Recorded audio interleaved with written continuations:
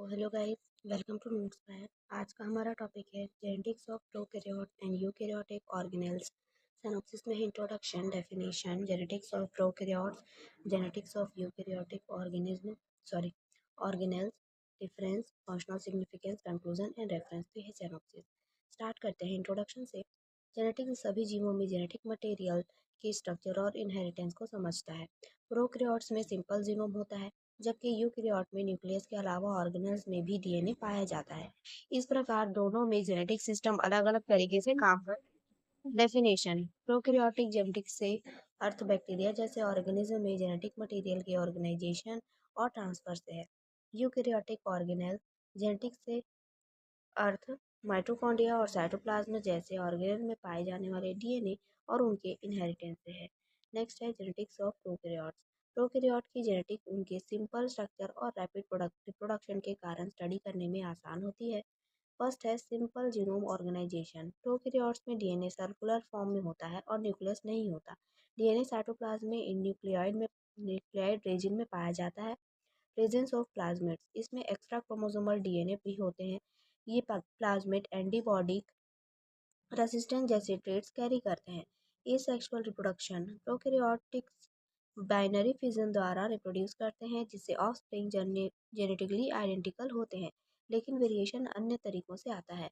Genetic variation mechanism. Prokaryotes में variation conjugation, transformation और transduction से आता है।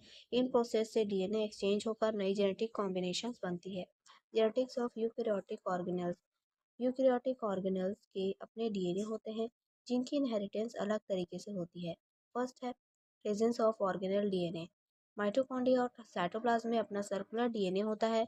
यह डीएनए न्यूक्लियर डीएनए से अलग होता है और कुछ स्पेसिफिक जीन्स को कैरी करता है। Cytoplasmic inheritance. Organelle genes cytoplasm के माध्यम से इनहेरिट होते हैं। ये इनहेरिटेंस अधिकतर मैटरनल होता है, यानी कि मदर से आता है।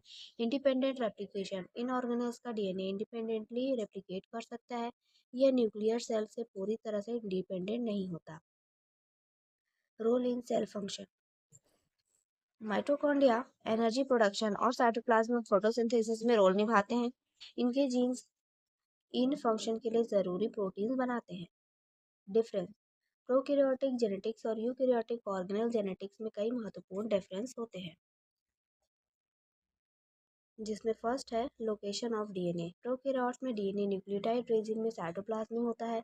ऑर्गेनेल जेनेटिक्स में डीएनए माइटोकॉन्ड्रिया या साइटोप्लाज्म के अंदर पाया जाता है। सेकेंड है structure of DNA. Prokaryotic DNA usually single circular chromosome में होता है। ऑर्गेनल डीएनए भी सर्कुलर होता है, लेकिन साइज और जीन कॉन्टैक्ट अलग होता है। थर्ड है मोड ऑफ इनहेरिटेंस। प्रोकैरियोट्स में इनहेरिटेंस बाइनरी फिजन और जीन ट्रांसफर से होता है। ऑर्गेनल जीन साइटोप्लाज्मिक इनहेरिटेंस से ट्रांसमिट होते हैं। इंडिपेंडेंस। प्रोकैरियोट्स पूरी तरह से इंडिपेंडेंट ऑर्गेनिज्म होते हैं। ऑर्गेनेल्स सेल के अंदर डिपेंड रहते हैं और इंडिपेंडेंटली सर्वाइव नहीं कर सकते। Functional significance. प्रोकैरियोटिक जेनेटिक्स और यूकैरियोटिक ऑर्गेनेल जेनेटिक्स का फंक्शनल सिग्निफिकेंस बायोलॉजी और अप्लाइड फील्ड में बहुत इंपॉर्टेंट होता है। फर्स्ट है understanding basic genetic mechanism. Prokaryotes के जेनेटिक्स से डीएनए रेप्लिकेशन, ट्रांसक्रिप्शन और जीन रेगुलेशन को समझना इजी होता है। ऑर्गेनेल्स की जेनेटिक्स से नॉन मेंडेलियन इनहेरिटेंस को समझने में हेल्प मिलती है। Role in evolution. Organelle DNA evolution की एविडेंस प्रोवाइड करता है या एंडोसिम्बायोटिक थ्योरी को सपोर्ट करता है। Application in biotechnology. प्रोकैरियोट्स का यूज जेनेटिक इंजीनियरिंग और रिकॉम्बिनेंट डीएनए टेक्नोलॉजी में किया जाता है। प्लाज्मिड क्लोनिंग वेक्टर्स के रूप में काम करते हैं। Medical and agriculture importance. Mitochondrial genes diseases से जुड़े रहते हैं और डायग्नोसिस में यूजफुल है। क्लोरोप्लास्ट जेनेटिक्स क्रॉप इंप्रूवमेंट और एग्रीकल्चर में हेल्प करता है। कंक्लूजन। प्रोकैरियोटिक जेनेटिक्स सिंपल और एफिशिएंट होता है, जबकि यूकैरियोटिक ऑर्गेनेल्स का जेनेटिक स्पेशलाइज्ड फंक्शन को कंट्रोल करता है। दोनों मिलकर ऑर्गेनिज्म की सर्वाइवल और फंक्शनिंग में इंपॉर्टेंट रोल निभाते हैं। रेफरेंस में है molecular biology of the gene and cell and molecular biology. तो ये था आज का टॉपिक। आई होप आपको समझ में आया होगा।